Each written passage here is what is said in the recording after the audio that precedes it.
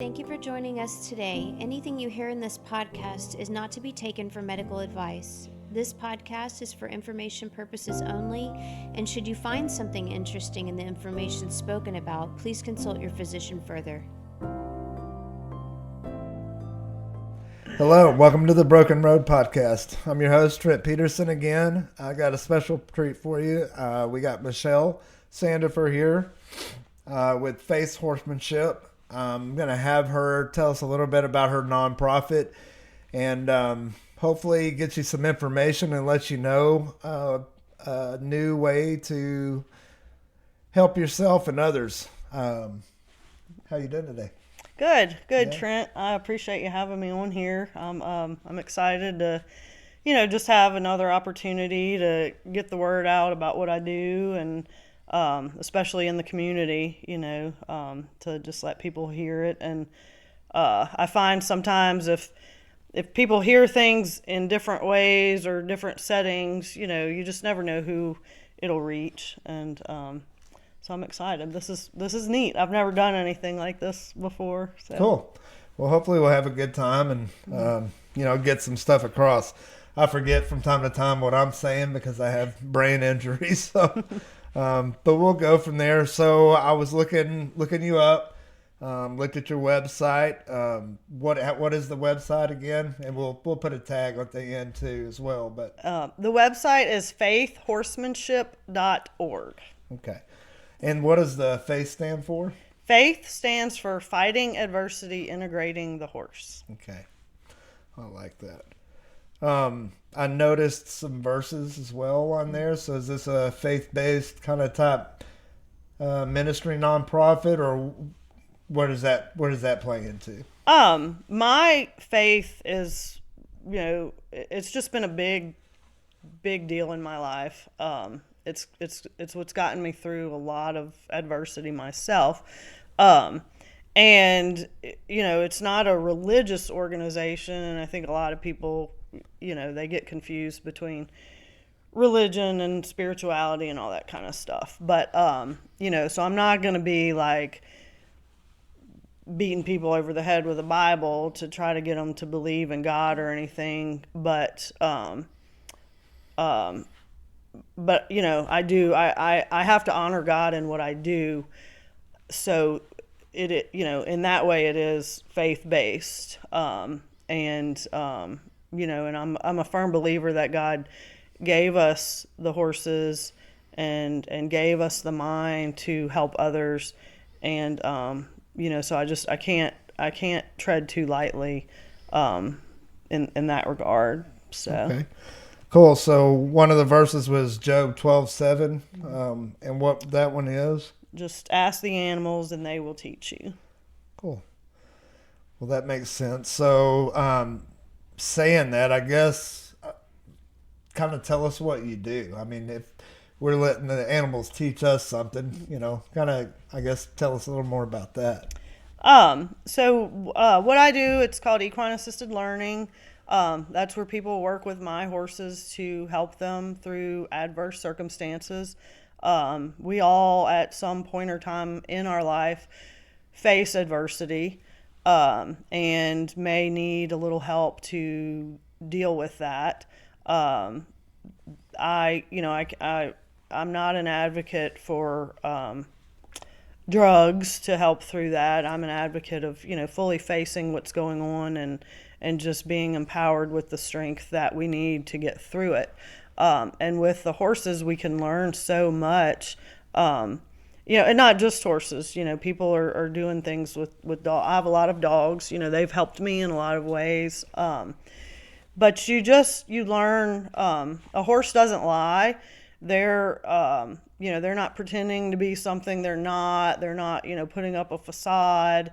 If you are, as a person, a horse is going to let you know very quickly that they're not cool with that. They're very sensitive to their environment because they're prey animals.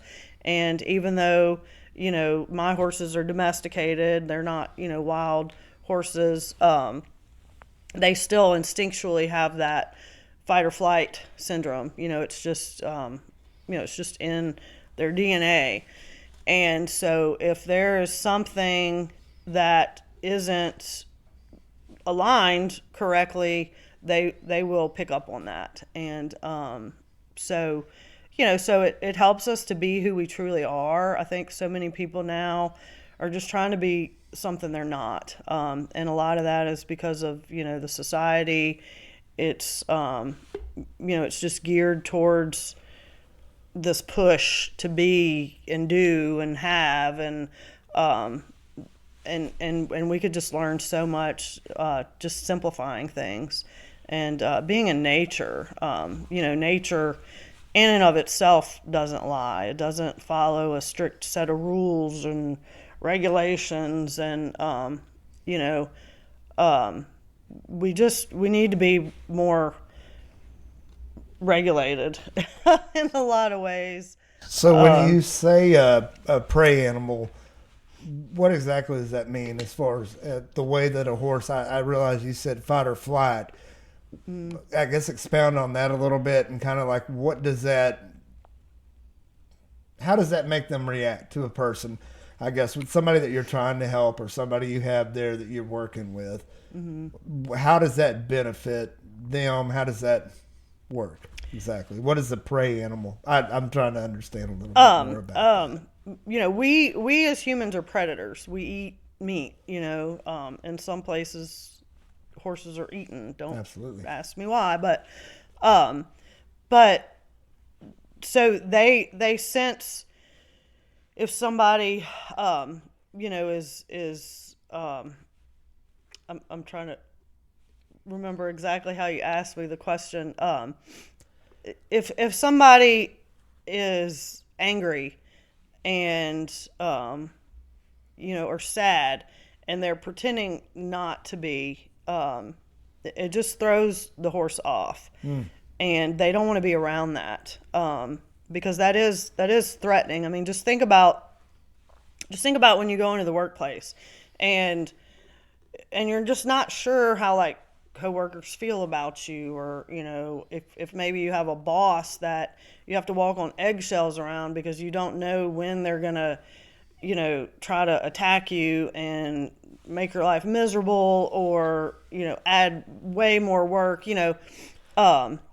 So they just so they're hypersensitive then to very hypersensitive. Basically your feelings, like they're not necessarily reading off of what they can see from the outside. They can kind of feel where you're at, what kind of person you are. Yes. Same as dogs are kind of, I think, are sensitive to that as well. Yeah. But dogs, because dogs are predators, a lot of times they'll attack when they sense that. Right, that's their natural instinct. Yeah, whereas a horse is like, I'm getting out of here, and they're not going to sit around and pretend like, oh, how are you doing? Like it's like, I don't like this incongruency, and I'm going to get away from it, Right. So, yeah.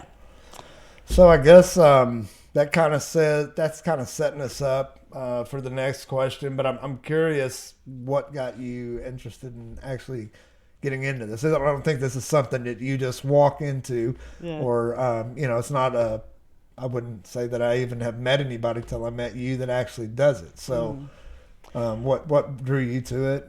I have struggled in a lot of ways, in my life with just different things, and I didn't grow up around horses. I grew up in the middle of Baton Rouge, Louisiana, in the middle of the city. I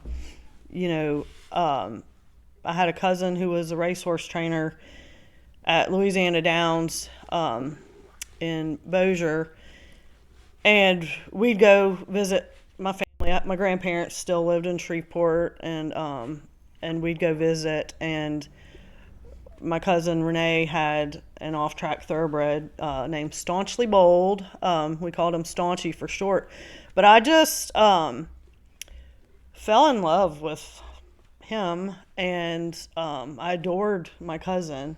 She was little teeny petite blonde woman, and she was tough. Mm-hmm. She was very, very feminine, but she was tough, and So I just I always looked forward to that. I always looked forward to going and getting to be around Staunchy, and she taught me so much. You know, I learned how to ride in a little 2-pound practice saddle with the racing silks. His colors were orange and blue. And anyway, so then I got involved with the horse program at a Girl Scout camp in Louisiana, in St. Francisville, Louisiana.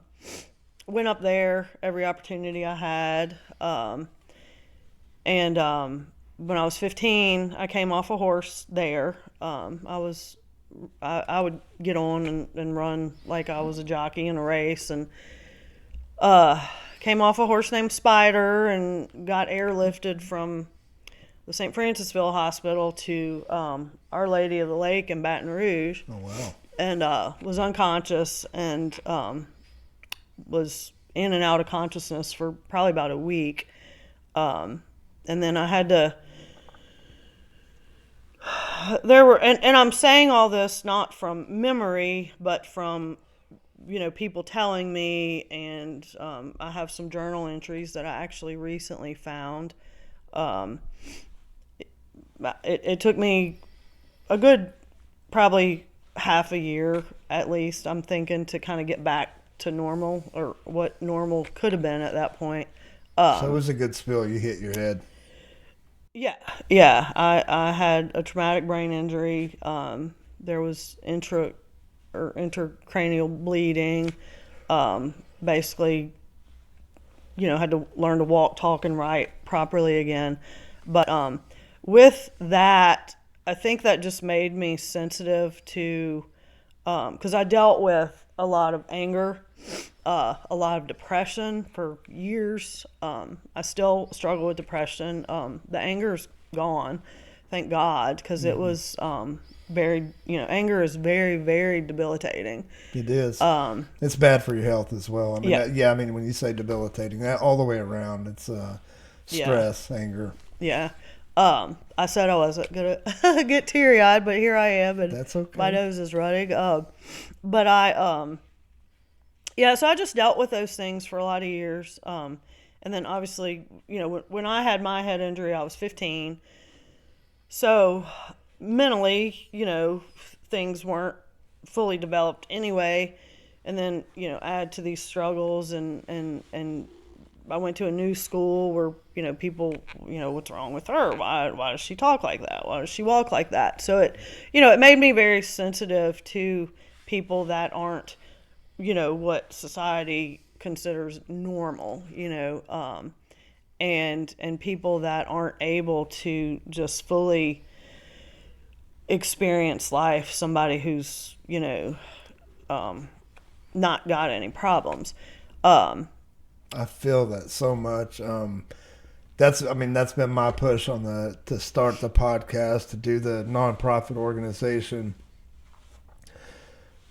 I was uncomfortable around people that were handicapped or disabled for a long time. As a kid, I wasn't around it. Yeah. It was an eye-opener for me, big time, after I had my stroke. And it pushed me to want to be able to expose that, because I really... and have my son around it, want to have a podcast to show people, you know, that, hey, these people are, everybody, this is still a person, it's still a child of God. This is, you know, somebody to be loved, and that needs that same thing that everyone else needs. Right. But a lot of times they get shunned and put in a corner because it makes people uncomfortable to have to deal with somebody that's different than the norm. Exactly what you're saying. So I appreciate you being honest about that, because that is what I'm trying to get across to people. Yeah. So anyways, I'm sorry to interrupt you, but that's very near and dear to my heart, and I'm glad you shared. Well, and it's important, and that's why I think it's so, you know, just the name of your podcast, the Broken Road Project. There's a lot of broken people now, and you know, all anybody wants is just to be accepted and loved for who they are. And you know, and like with the horses, they love us. They don't have these biases and preconceived notions, and they're not looking at, you know, the status quo and, you know, all that. And, you know, the dogs too. And and the physical disabilities, the mental disabilities. I mean, look at the stigma on mental illness. People aren't even feeling okay to open up about problems they're having. That's just, that is such a sad mentality. Like, it is a sad mentality. And because I've struggled, because of my faith, I can't sit back and not want to help people through their struggles. I can't sit back and pretend to be somebody I'm not. I can't sit back and just, go after the almighty dollar for some soul-sucking job. I can't go down like that. And that was part of our conversation I had with Dexter Kearley yesterday on the Panhandle Primate podcast, was that the basis of that podcast was inheritance. But we weren't talking about inheritance as far as money. We were talking about cultural inheritance. And the fact that there has been something lost over the last, say 100 years of this, where you're handing down a culture of survival, and it takes other people. You can't do something by yourself. It takes a community, and that's really, we don't have that anymore. I'm not saying this doesn't exist at all. We're obviously trying to build community right now, and help others. And I think there is a movement, and it is happening again. But there is this big gap and lack of connection between humans, which we were talking about yesterday. We're using technology right now to connect. So, there are good things for it. At the same time, these kids, a lot of them are jaded.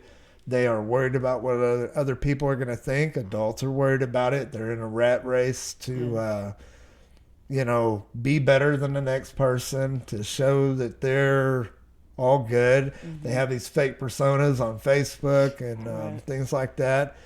And I've been called out to, not try to, I can't say I'm not guilty of it. I have deficits from the stroke.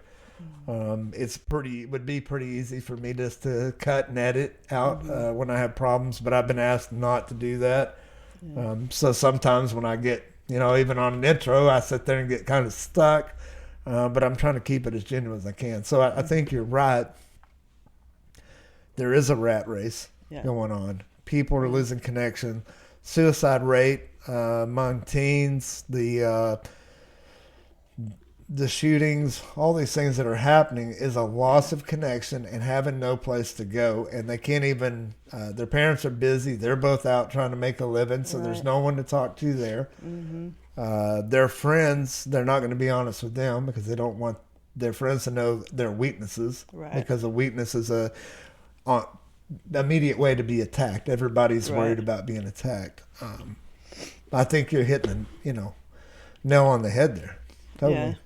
Well, it's just sad to me. I had a group of foster kids come out the other day, and I grew up in a place where it was just all about keeping up with the Joneses and these fancy cars, fancy houses, the junior league, all that kind of stuff. And I don't want to sound like I'm hounding on certain people or anything like that, but but while people are in their little glass or crystal bubble, there's people floundering around in the mud, and a lot of those people are kids, and they don't deserve that. They don't deserve that. And I wasn't given, I needed help over the years, and And that help was not there more often than not in the way that I needed it. A lot of it was because of financial reasons. A lot of it was because a lot of the people that are licensed to help, I'm a firm believer that you can only help someone as much as you've been helped. You can only help someone through things if you've been through similar things. And a lot of people have good intentions, and I'm sure in the religious side of things, people want to throw scripture at you and this and that, and it's like, but you just don't get it. And then often in the church community, you're looked at as if you must be doing, like the book of Job, his friends wanted to say, well, you must be doing this wrong, you must be doing that wrong, but he was blameless, and all he needed was just them to be like, dude, this sucks. Like, I'm sorry, we're here for you. We don't understand it. What can we do? But they wanted to, you need to do this and you need to do that. And, it's just not, and these kids don't need that. They don't need, they need to be understood. They need to be heard. Talking about the suicide, that's, people want to say it's selfish, but, until you've been to where you might even think that, and you've had all these cries for help, it just sometimes it seems like, people There's get no other way. Yeah, people get tired of struggling and not being able to be helped, and and some of these prescriptions people are taking, I mean, that's just messing up things that much more, So what you're going for, and what we're shooting, or what you're shooting for in the Faith Horsemanship, is a more holistic approach at reaching people and getting them to express themselves. I'm just kind of trying to fill it out a little bit more, but with a holistic approach. Right. So, Right. Not necessarily leaning on modern medicine, but what's been proven for generations, millennia. I mean, I was reading, I think I was telling you earlier before we started that I'd read that this goes back all the way to Hippocrates or something. Well, that's quite a while back, that they've known that horses can help the human spirit. Right. And I think that's why they're so prevalent in our, culture, even though they're not in the city culture, but out here, I mean, it's huge, Yeah. And I think that everybody, even in the city, or people that have never been in the country, they watch movies and they see things, and all kids want to ride a horse, or they want to pet a horse. Yeah. You see a horse standing there behind a fence, I mean, it's a natural thing to want to come up and touch them, I mean, even little bitty kids, so I mean, that's, and I was reading a deal that, there's sentient beings that are able to communicate, but they're still their own unit. Yeah. And they can help you. Yeah, they're very sentient beings. Before I started Faith Horsemanship, I called my programs Beta's Sanctum. Beta stood for Becoming Empowered Through Animal Sublimity. I think it threw a lot of people off because it sounded kind of new age, whatever. But animals are sublime beings, all of them. God put them on earth for our enjoyment, for beauty. Yes, he put some to eat. Biblically speaking, we're not supposed to eat horses because they don't have a cloven hoof, but right, split hoof that eat their cub. Yeah. So it just I mean, the horses are, like I said, a big deal to me because they've helped me get through so much. You know, the phrase, what doesn't kill you makes you stronger. You know, I didn't die. Had I not had a helmet on my head coming off the way I did, I probably wouldn't be here. But, you know, the horses have empowered me to get through.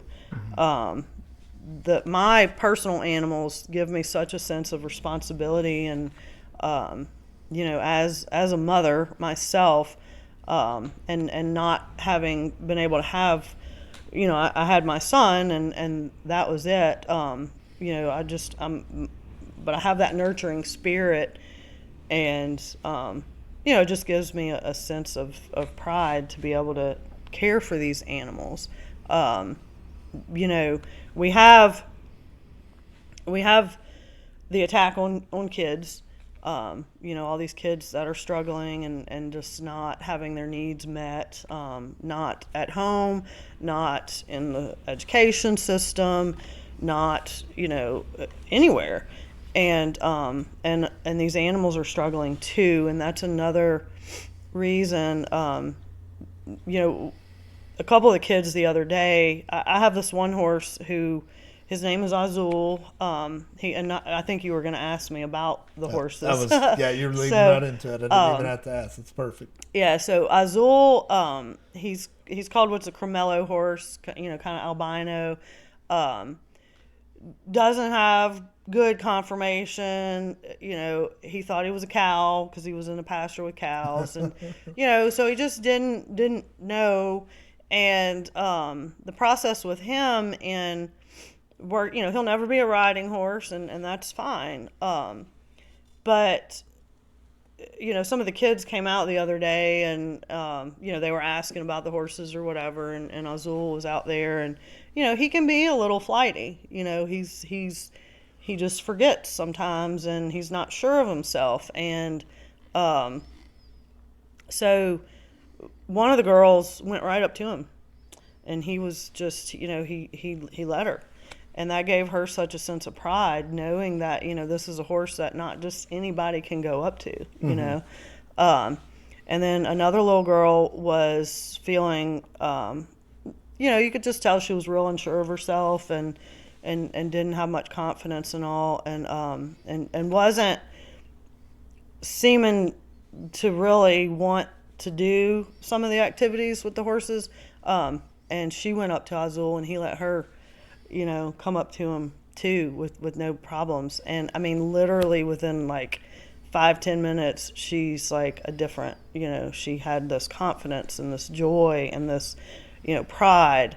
There was a little boy there that, you know, he was feeling real anxious, just not real sure if he wanted to do anything. And he went up to my horse Smokey, who's, you know, he's just an old soul in so many ways. And, you know, he put the rope around Smokey's neck, and, you know, Smokey didn't flinch. He didn't move. And, you know, he started leading Smokey, and he said, "I feel so good." Cool. You know, and that was literally like a 5-minute transformation. He's like, "I want to do this every day," you know. And it just, to see that and to see the joy, and these kids deserve opportunities to feel that joy as much as they can. You know, we can't throw them in a corner and forget about them because, you know, we're so busy. I don't know. It's just, it's messed up. It's messed up how things are, how they go. And a lot of people, they have the out of sight, out of mind mentality. And, you know, so if it doesn't, if things in this world don't affect them in the here and the now, you know, like if it's not affecting their paycheck, if it's not affecting their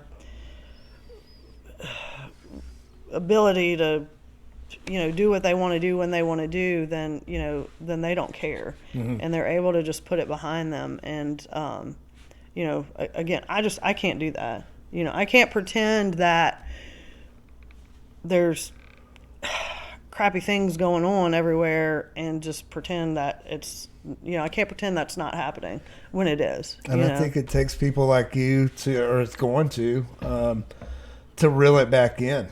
What's getting, to me, seems like out of control. I'm sure we're not the first generation or first people that have felt this way over, a long time of things changing. Yeah. But we're definitely in a different situation now than we've ever been in history that's been written. Yeah. When it comes to that disconnection that we were already talking about, and you're forming new connections for children that need it and don't have that access to it. Yeah. But I would say, this isn't just for children, right? No, it's I've had some adults come and work through some things, and my heart goes to the children. Absolutely. Just to backtrack, you asked me how did I get into this. My own struggles, yes, have just opened my eyes to a lot of things. But I taught in the classroom for several years. I taught at a juvenile corrections facility for male juvenile convicts. Wow. In inner city Baton Rouge, and I know especially in this area, and a lot of other places, until you've experienced what's really happening in some of these communities, you have no idea. Like the poverty and the crime and the incest and the abuse.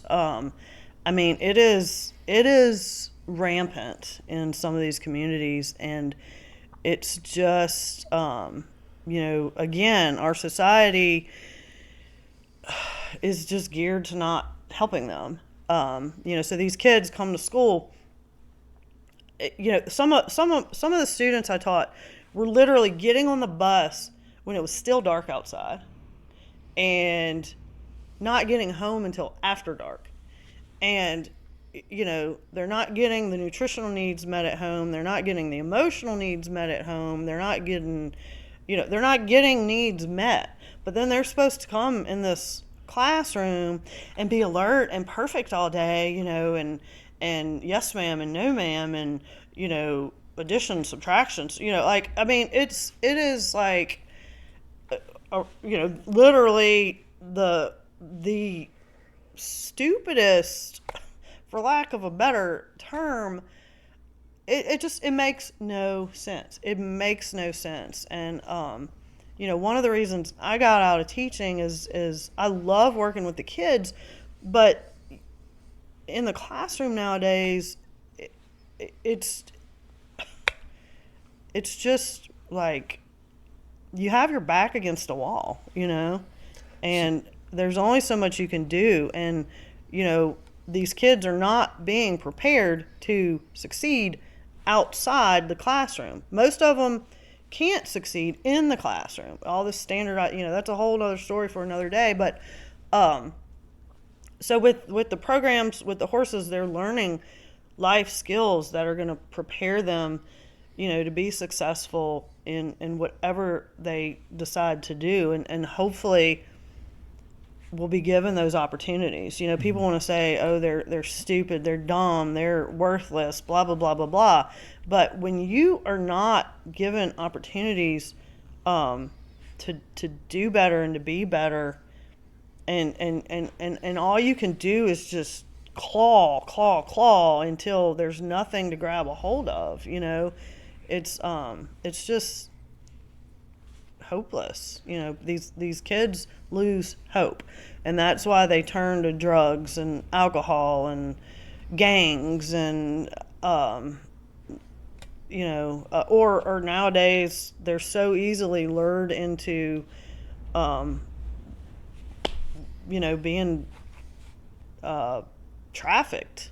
So you have a unique perspective doing what you're doing now, coming from the education background, for inner city kids that are struggling, that most people don't or won't ever have.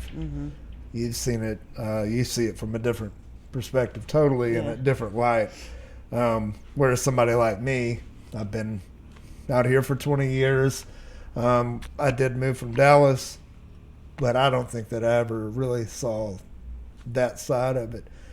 And I think it's something to be shed to light. I mean, definitely we could come back and have another podcast just on that. I mean, I'd be interested. I'm sure Dexter would like to visit on that as well, because that was kind of the point we were talking about. I don't think we ever got that far to it, but thank you for sharing that part of it. So if there was, let's say a teacher, so how do we reach kids that are in the cities now with your program? You know, is it a program that a teacher, say of a class that's for kids that are having problems, are you set up to where you can say, okay, bring out a class? I mean, is that a possibility, something like that? Yeah. Just for people that are listening, that way they can kind of know, you know, can they reach out to you and say, hey, you know, I got some kids that may benefit from coming out to see you. Yeah, I mean, the sky is kind of the limit as far as, you know, how it's better in what I do if the horses are in their environment. You know, I have brought some of my horses and, you know, presented what I do. You know, some of my horses are pretty much fine with whatever. Some are, they need to be at home in their environment and not have to be worrying about all the new stuff, you know. But yeah, I mean, where I'm at right now, you know, people have been coming out. You know, I've got some different kids that have been coming out and, you know, working through some of the programs. And one of the biggest things, like I said, you know, the help is not there like it should be. You know, in Texas, being the biggest state in the U.S., the availability of, you know, mental health funding and stuff like that is the lowest. And you know, to me, that's kind of sad. You know, they say everything's bigger in Texas, but it's like not when it comes to, you know, mental health. It just, yeah, I mean, there's all kind of options. You know, people can come as private clients. People can sponsor children. You know, that's what I've had here lately is sponsorships for kids. You know, if people don't have a heart for kids, but maybe they have a heart for horses, they could sponsor a horse, you know. So there's lots of different ways to do it. And to be clear, this is how you make your living right now. I mean, this is the goal. Yeah. So donations, any of those things are going to help you improve the program and also help you keep moving along, right, to be able to feed the horses and take care of the facilities, all of that. So excuse me, keep that in mind whenever we do put the links there. Please donate if you can, for sure on that. I wanted to make sure and get that out, because that is what a nonprofit runs off of. You know, even once we get the Broken Road project completely going, it will be running off of. It's a nonprofit, you know. Right. It's not like you're out here trying to get rich doing this. This is to help others, same as what I'm doing. Right. But it still takes money to make it happen. Yeah. And I can only imagine the feed bills and you know, what it takes to make that happen on a daily basis, including the things that people don't think about, that probably some of the people that watch this haven't ever had horses or livestock or anything. You probably wake up early in the morning, you got to feed, you got to water everybody, and that happens whether it's rain, sleet, snow. You know, it doesn't matter what the weather is. That's going to happen no matter what. You're going to take care of those animals. Yeah, you don't get, you know, a vacation really. It's like this is every day, and sometimes all day, and you know, it's a big responsibility. You know, they're big animals, and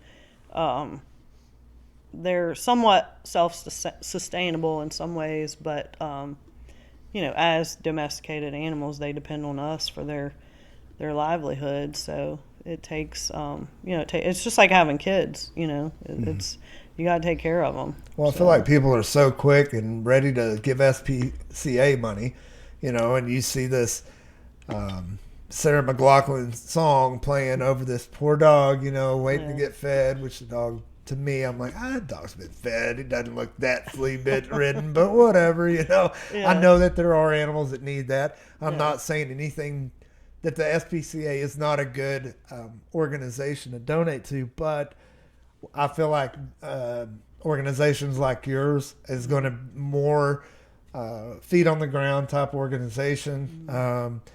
Especially people in our community, need to get behind you and boost that. I want to get behind you and see you be successful in that and helping the children and the team building. Like I was asking, you said that that's a possibility too. I can see even people making trips from Dallas, Fort Worth, Abilene, any of the surrounding cities up from Austin, whatever.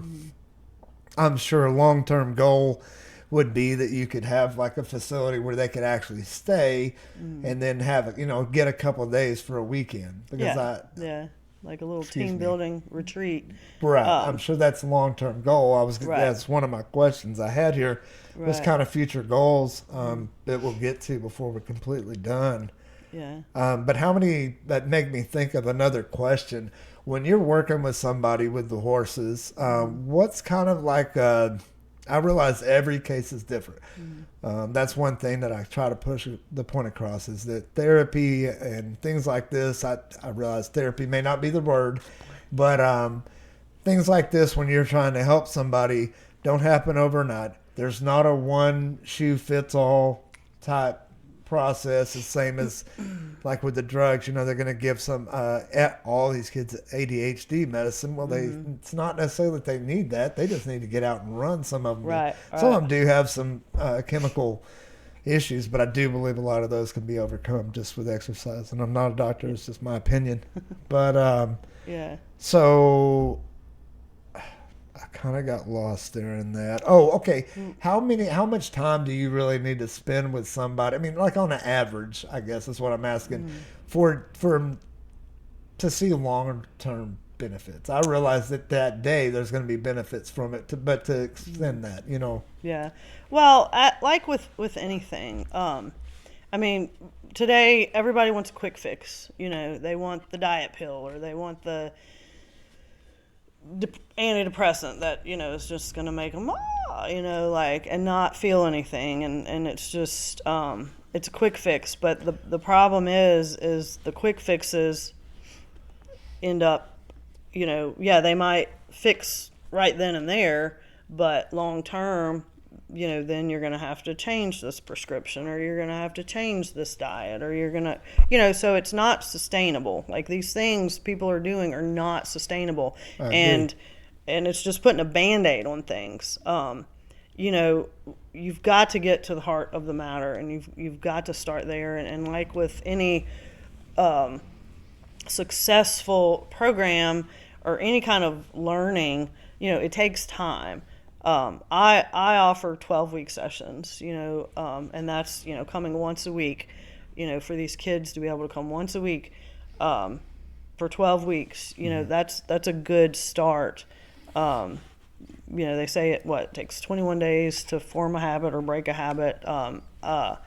You can't just come and, I'm healed. I'm not Jesus. I don't have that capability to lay my hands on you and everything's okay.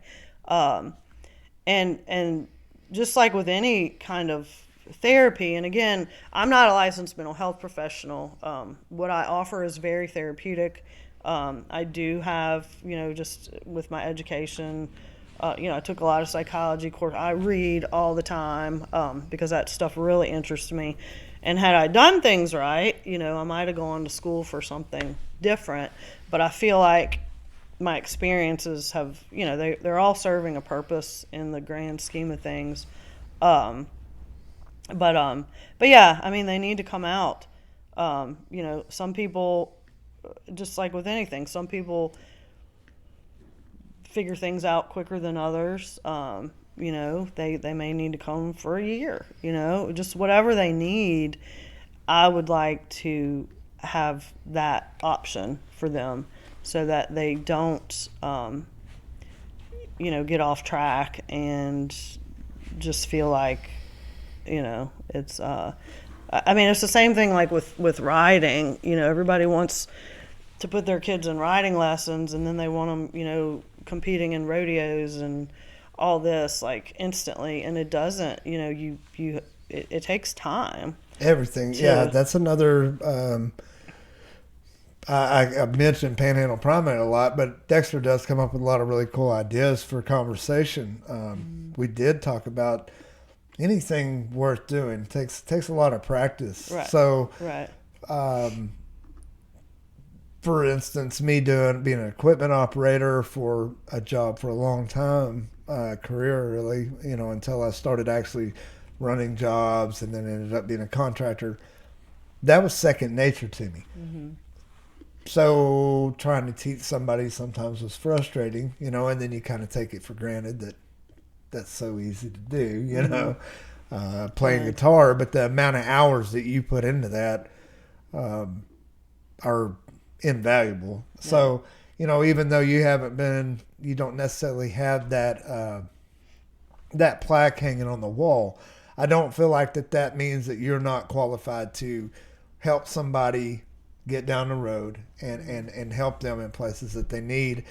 And I want to believe, and I'm going to have a lot of the therapists that help me, they know what I'm doing. Mm-hmm. I'm working with my dad right now, doing some physical therapy with him, and I'm not a physical therapist, and it takes a lot of years to get that, and it's a very selective process, and I feel like it takes a special person to be able to do that. But I did learn things, and I think they're okay with, and glad that I took not only the physical, but some of the occupational therapist techniques and the speech therapist techniques, and I'm trying to help other people with them.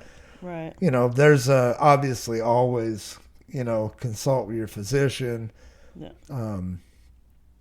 I'm not the person to go, oh yeah, Trent said do this. Well, make sure this is what worked for me. Mm-hmm.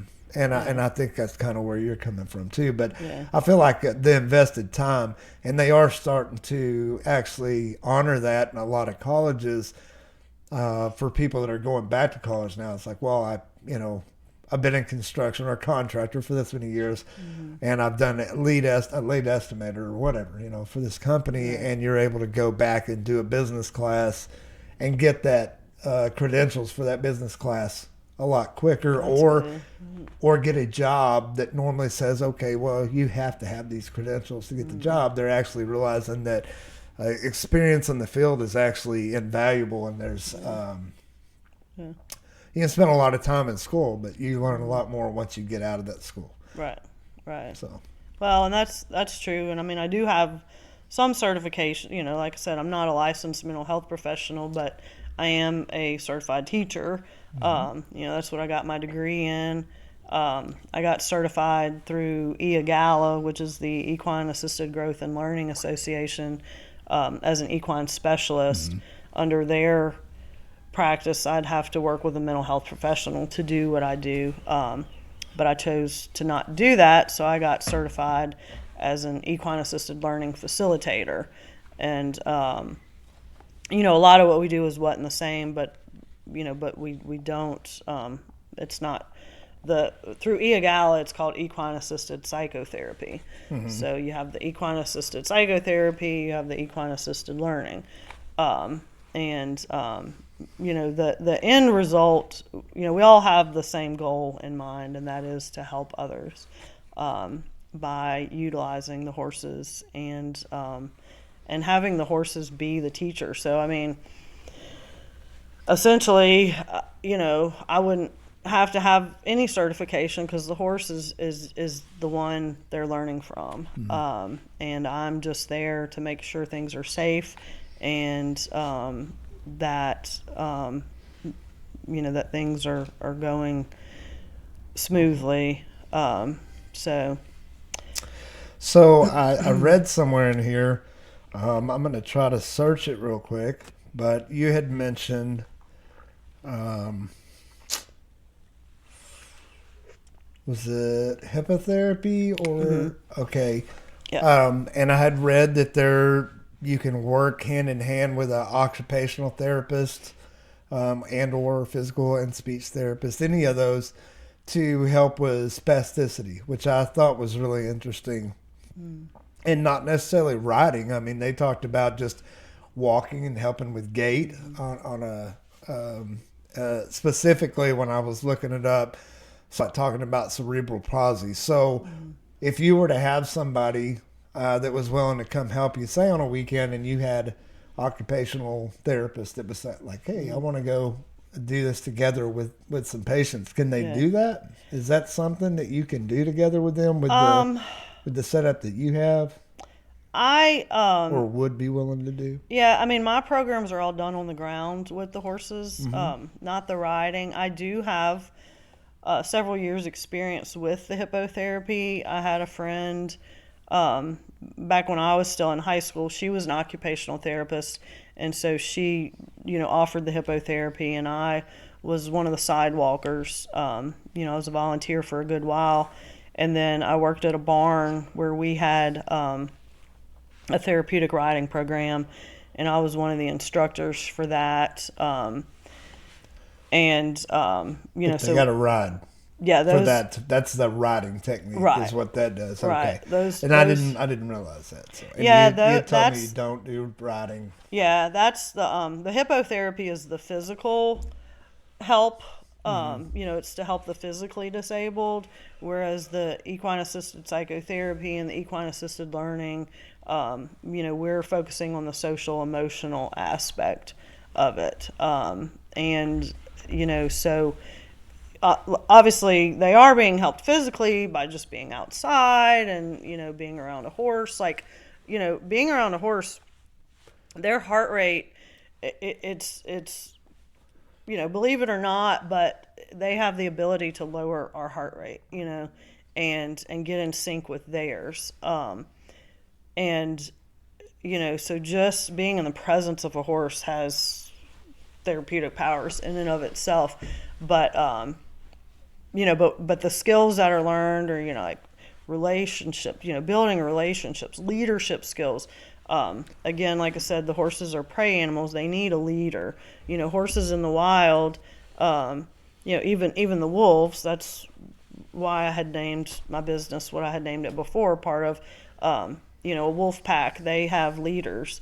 And, in order to be a good leader, you have to develop some of these skills, which you had mentioned the team building. The team building, most team building activities are like Top Golf or paintball, like things that are competitive, they're not collaborative. But when you come work with the horses, you're collaborating on what you're doing, and you're learning these skills to make you a better employee, make you a better boss. Me personally, like somebody hits me with a paintball, like I just want to fight, like I want to fight back. I'm not wanting to like work with that person or, the Top Golf and stuff. Usually there's a little bit of inebriation involved to, make you relax, have a good time. And then you go back to the workplace and, you're laughing, but you haven't really learned anything. It's just the horses have a way of, putting you in a place. I'm sure, especially in this community, with it being the industry is competitive with the horses. There's plenty of people that quickly are made to look like a fool because they're just, they might get bucked off or something. I don't want to go there, but so. Well, I can promise you I'm not a horse person. Never have been, but I love horses. I love looking at them. But anything with horsepower for me means, 2 or 4 wheels and a motor. Right. But I have ridden horses and I do enjoy it, and there is something special about that for sure. And I can see the benefits of it. I want to see more of it. I really think what you're doing is super special, and I want to get it out there for more people. And it's still it's cutting edge as far as I'm concerned right now. I kind of lean back to my neurotherapy things that I went through. That's still cutting edge. They're still learning what you can do. A lot of those things aren't covered by insurance, even though they're very getting well documented now that the things work. Right. That they used to think was just hooey, or whatever. Yeah. And I would say that over time, your industry is going to grow in that same way. So hopefully you can be a pioneer for that. That's what I would like to see. For you, and I'm sure that's what you hope for too. And being a woman, running your own business, that's a special thing. Empowering women. My wife took over our business when I had my stroke. We were partners in it. She's had her own business, but it was not related with the construction business. So she basically got thrown to the wolves, for lack of a better word, really quick when I had my stroke and had to learn it. I was the sticks and bricks of her operation, and she was the pretty is what I said. She's an interior designer, but she took over the biggest commercial project that I sold after the stroke, and has done really well. So I think it just shows that it doesn't really matter, man or woman. If you were bound and determined to do something, you're capable of doing it, and if it's God's will, for sure it's going to happen. So more power to you on that one. Thank you. For sure. Thank you. Is there anything else that we haven't covered today that you'd like to go over? Well, because I don't want to cut you short. I don't even know when we started really, but we got time. We can visit as long as you want. Yeah, no, I mean, I can get off on a tangent and I could talk forever. I am usually around animals, and so just to have like an intelligent conversation is this is wonderful, But you mentioned how people might think it's kind of hooey, and they do, they do. Most people view horses as, livestock, and a tool. It's a tool. When it doesn't serve them well, they get rid of them. To be honest, another reason I do what I do is, we have an industry that, because of how they use and abuse horses, I also want to bring to light that a horse can be so much more than that. And the dogs. You look at like every rescue is full, every shelter is full, people dumping dogs left and right. They're just not educated on the fact that these are living, breathing beings, and whether we like them or not, they're still living, breathing beings. They bleed just like we do. They hurt just like we do, even though they are maybe a little more tolerant of pain. But so these kids, like I said earlier, a lot of these kids, people, whatever, people want to write off. They're dumb, they're stupid, they're worthless, whatever. They say the same things about a lot of these animals, but you can only be, and so these kids are pushed so much to where they start acting out in anger and frustration, and so that's why a lot of these kids end up hurting other people or stealing or raping or whatever they're doing that is not productive. That's their way of acting out. Animals do the same thing. They can only get backed in a corner so much before they start acting out or just shut down. Like a lot of these kids just shut down, and so it's just the more compassion we can have on living beings in general. You know, I hope to raise more awareness on that aspect of it as well. Absolutely. You know, we just there needs to be more love in society. I got no problem saying that. Yeah. If that means that I have to give up my man card, I've already decided that that's not the way I'm going to go with the rest of my life. But you things don't. have changed a lot for me, but you don't have to give up your man card. right. You know, and I was saying that very but for people listening, you know, a lot of men especially feel like, you know, you just gotta get over it. You know, like the emotional side of things. It's so they suppress so much, and that's why you have, you know, these angry men. You know, and that's why you have these divorce rates, and I mean, it just goes on and on and on. So, you know, there's nothing wrong with being humble. You know, like the fruits of the Spirit. You know, I mean, whether you believe in God or the Bible or whatever, there's a lot of good stuff in there that just makes you a humble person, and you know, and just to treat others as equal, whether you agree with who they are, what they do, you know, whatever, there's no reason to treat them differently.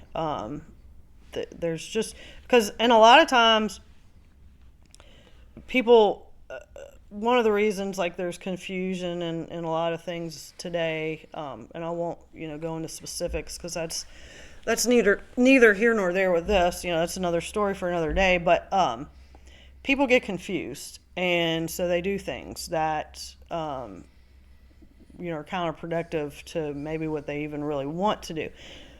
And again, it's because they're not given the opportunities to be who they really are, to be accepted for who they are, and so they try to find something else.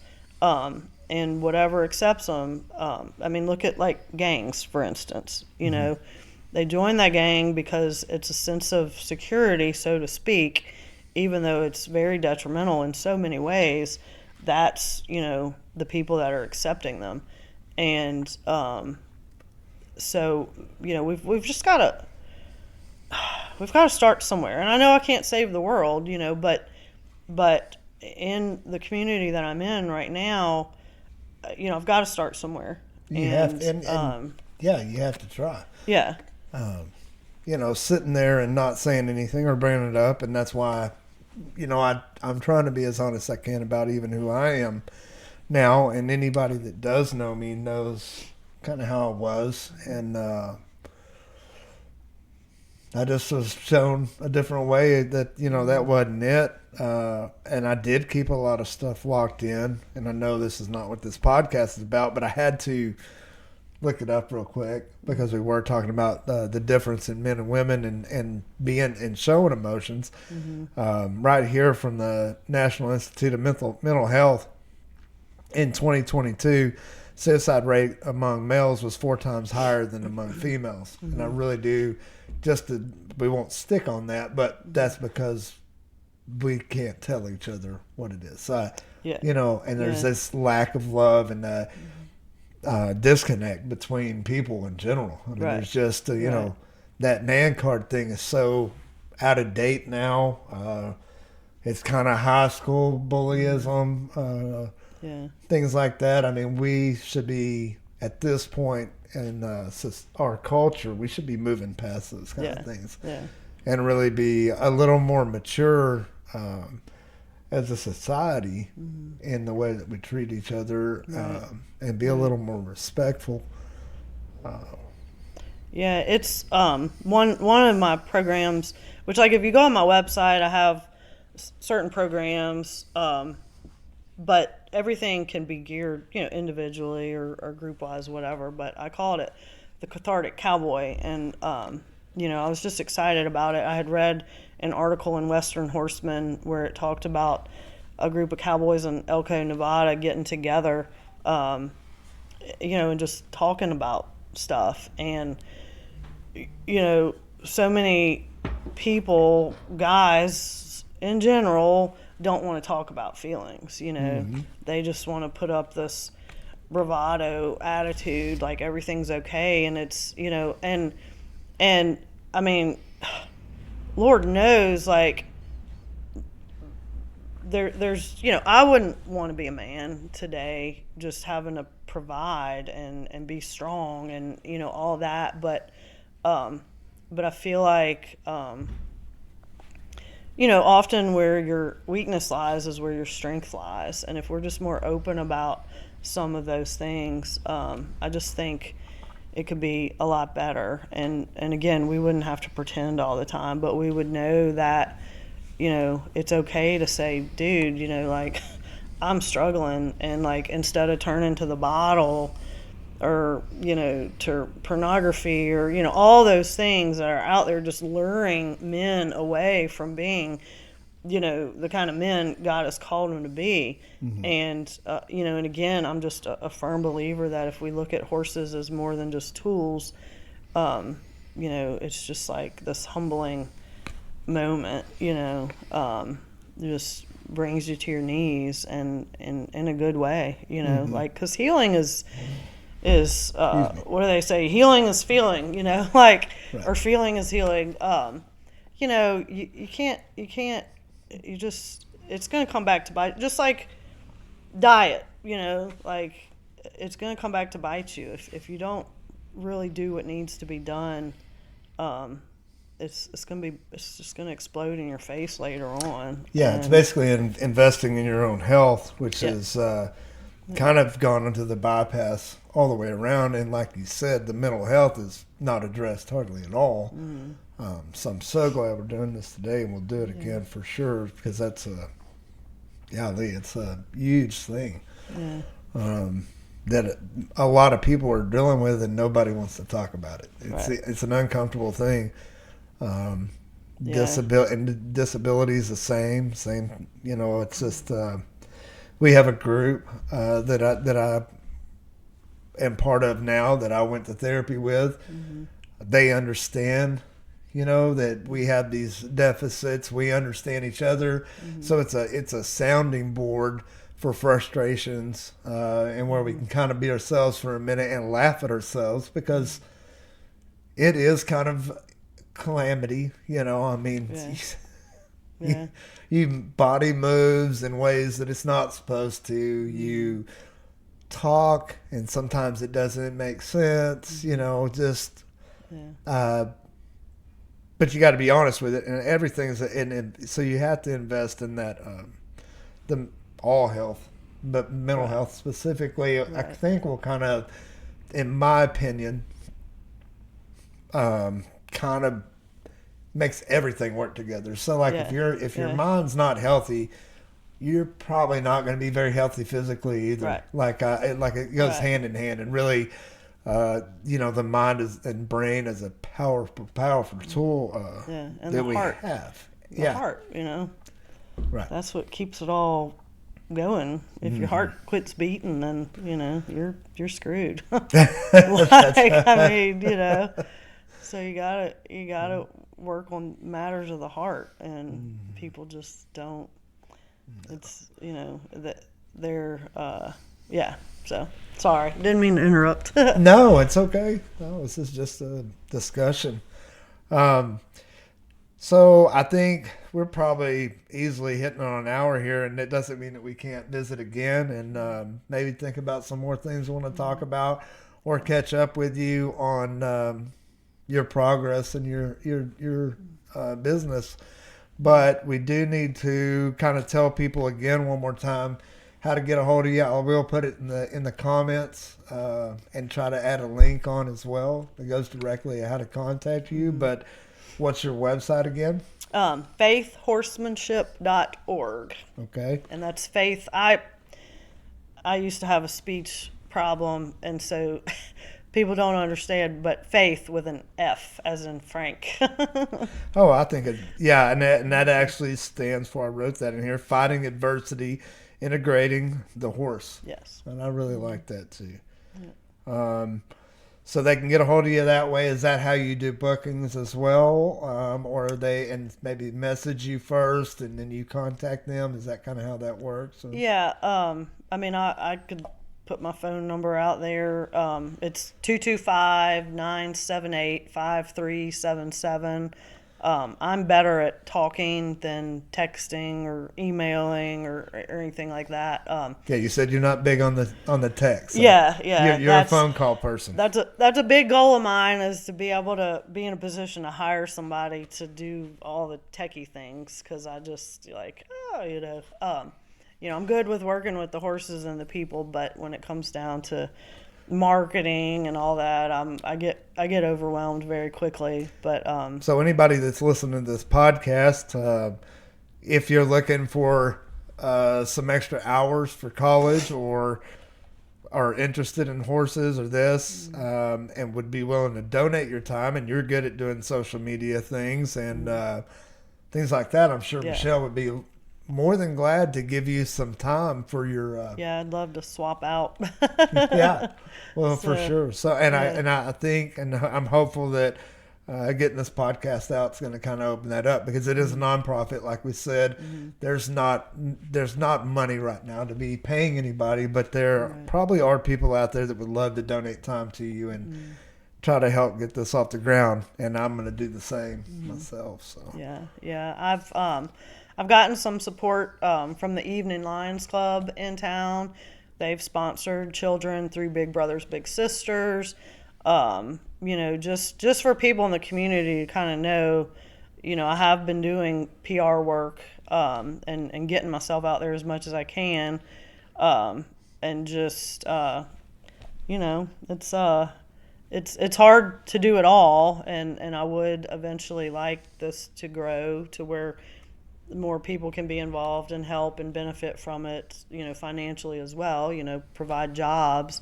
But you got to start somewhere, and that's where I'm at now, is just in the growing phase, the growing pains, and but I'm excited. I'm excited, and just like the kids the other day, seeing their faces and their joy, that's like what it's all about, right? It's like, just gives me that momentum I need, because it's hard.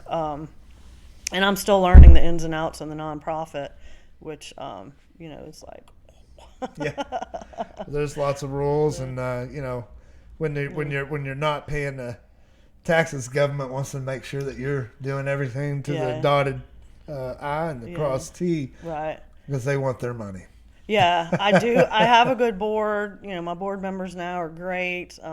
They've been just keeping me positive. That is something I am looking for, as well as more board members, and people that would like to get involved in however they can. So awesome. Yeah. Well, thank you for joining me today. I love this conversation. I want to hear more about it in the future. Check its comment in the links below. There I go. Kind of getting stuttered up again. Please subscribe and like to the channel so we can get this out to more people. I appreciate it. Have a blessed day. Yep. Thank you. Yep. Thank you. Thank you, Trent. You bet.